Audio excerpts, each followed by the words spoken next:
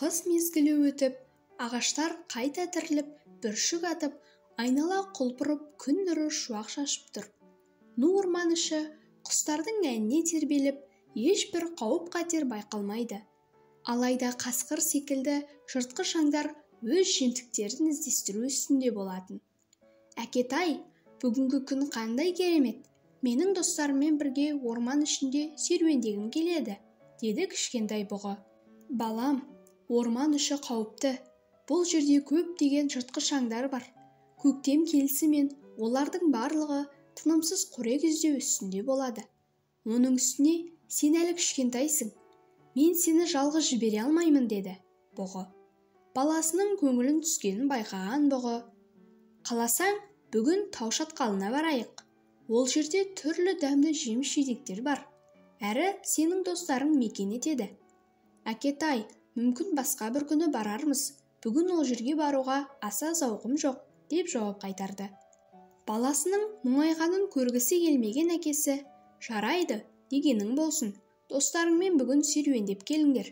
Бірақ күн ұясынан батпай оралыңдар. Мен уайымдаймын, деді. Қуанып кеткен кішкентай бұғы: алақай, әкетай, уәдемді беремін. Достарыммен біраз серуендеп, күн ұясына батпастан бұрын ораламын. Кішкентай бұғы достары борсық пен қоянға барады. Сөйтіп үшеуі асыр сала ойнайды. Ойынға берілгені соншалықты, кішкентай бұғы күн ұясына батқалы жатқанын ұмытып кетеді. Борсықты ана салып кетеді. Осы сәтте баланың есіне әкесіне берген уәдесі түсіп: қоян, мен ұмытып кетіппін. Әкеме ертерек қайтамын деп едім. Ойынға берілгенім сонша, күннің ұясына батқанына назар аудармаған екем.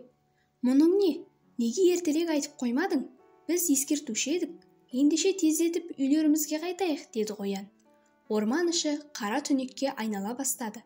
Таңертең ән салған құстардың барлығы ұйқыға кетті. Енді жапалақ даусымен орман ішіндегі бұлақтың дыбысы ғана естіледі. Жарайды, ештеңе етпес. Әкем маған ренжімейді ғой. Қазір үйімізге де жетіп қалармыз, деді кішкентай бұғы. Иә, біраз уақыт бойы жүріп келеміз. Үйге жетіп қалған шығармыз, деді қоян. Бірақ олар қара орман ішінде өздерінің адасып қалғандарын әлі білмеді.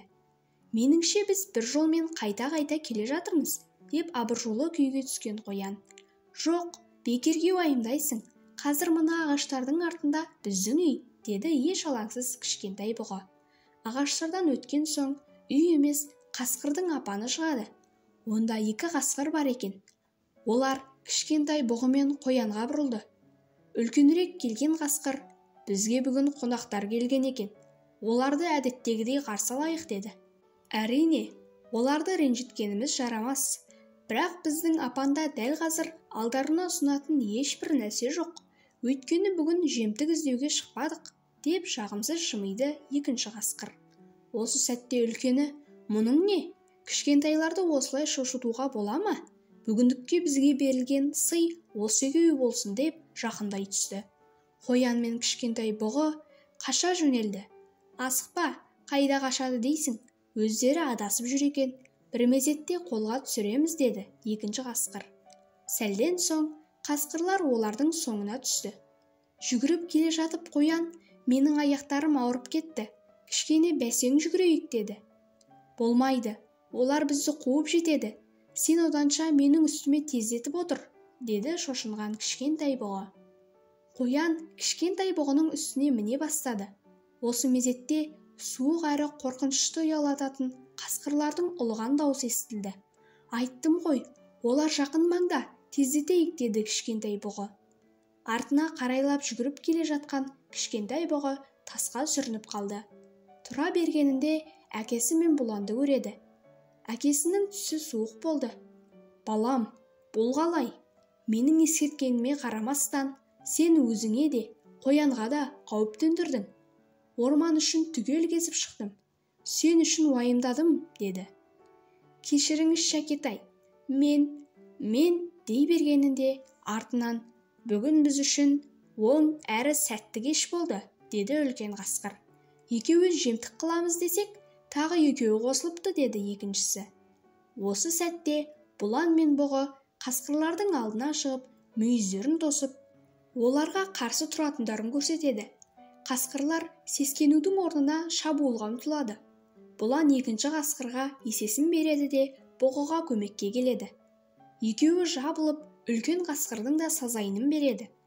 Бұлар естерін жиып, көмекке шақырмай тұрғанда артқа қайтайық деді Бұлан. Жолда олар қоянды үйіне жеткізіп салады. Бұлан да өз үйіне қайтады. Әкесі мен баласы жол бойы үнсіз келе жатыр.